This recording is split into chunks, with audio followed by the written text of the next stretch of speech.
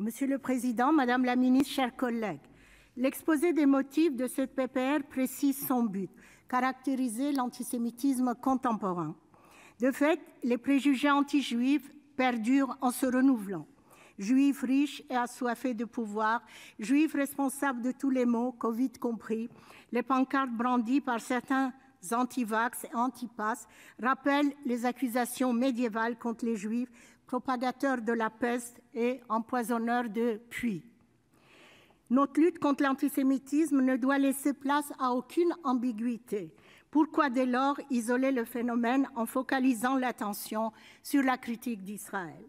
En 2015, au lendemain de l'offensive meurtrière contre Gaza, M. Netanyahou se lance dans la promotion d'une idée simple : antisionisme égale antisémitisme. Son principal interlocuteur est l'IRA, organisme intergouvernemental regroupant 31 États. En mai 2016, l'IRA adopte la définition de l'antisémitisme dont nous débattons. Non contraignante sur le plan juridique, elle demeure un outil de propagande et d'intimidation. En témoignent les pressions exercées par les lobbies pro-israéliens pour la faire adopter par le plus grand nombre possible de municipalités, de partis, d'États. Le 6 juillet 2017, à la fin de son discours lors de la cérémonie en mémoire de la rafle du Veldiv, Emmanuel Macron déclarait, je cite, « Nous ne céderons rien à l'antisionisme car c'est la forme réinventée de l'antisémitisme ». Voilà le type de confusion qu'entretiennent les exemples accompagnant la définition de l'IRA.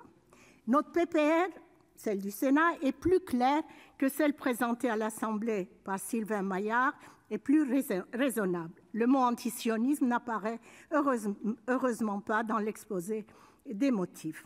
La définition de l'IRA me semble pourtant insuffisante et peu éclairante pour qui veut en faire usage. Je la voterai tout de même positivement, même si j'aurais préféré que soit retenue la déclaration de Jérusalem, élaborée par des universitaires et approuvée par des centaines de spécialistes de l'histoire des Juifs et de l'antisémitisme dans le monde. Elle a été ébauchée à Jérusalem à l'Institut Van Leer. Elle établit des critères non ambigus pour identifier les situations où la critique, l'hostilité à Israël ou au sionisme versent dans l'antisémitisme. Elle offre de fait les clés pour interpréter la définition de l'IRA. Je vous remercie.